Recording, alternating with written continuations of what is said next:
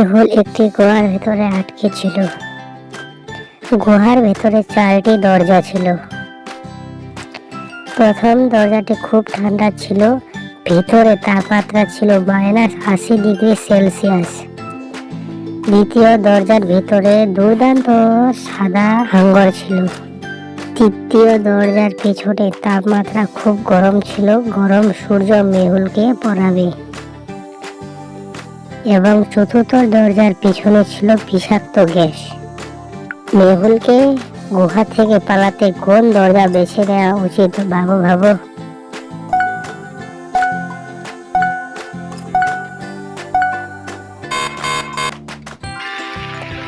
মেহুল রাত্রে তৃতীয় দরজা থেকে পালানোর চেয়ে সূর্য ডুবে যাওয়ার জন্য অপেক্ষা করত। বজ্রপাত এবং হালকা স্ট্রাইক নিয়ে শহরে একটি ঝড় ছিল। এটি শহরটি বিদ্যুতের বিভ্রাটের মুখোমুখি হওয়ার কারণে এটি প্রচুর ধ্বংসের কারণে হয়েছিল। স্টিভ তার বাড়িতে আটকে ছিল। তিনি ঘরের চারপাশে ঘুরে বেড়াতে শুরু করলেন এবং 4টি দরজা পেরিয়ে এসেছিলেন। প্রথম দরজাটি ভিতর থেকে বিশাল পাথরে পড়েছিল।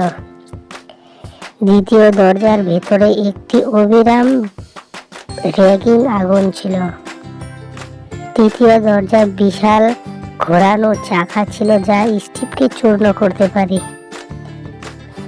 চতুর্থ দরজার পিছনে একটি মহাসাগর ছিল। স্টিভকে কোন দরজা এগিয়ে যেতে বেছে নেওয়া উচিত? ভাবো।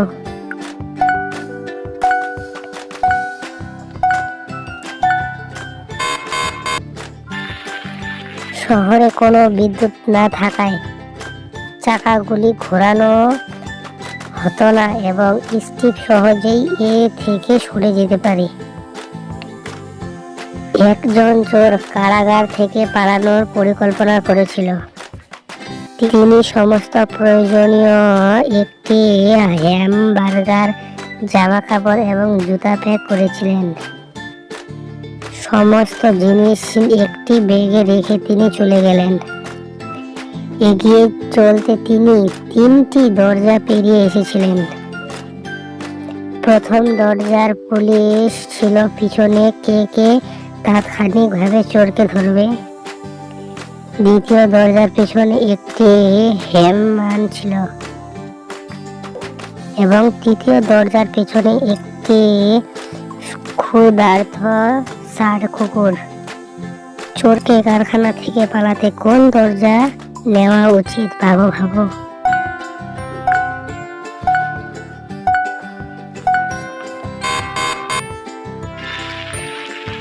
চোর কুকুরের সামনে হ্যামবার্গার রাখল।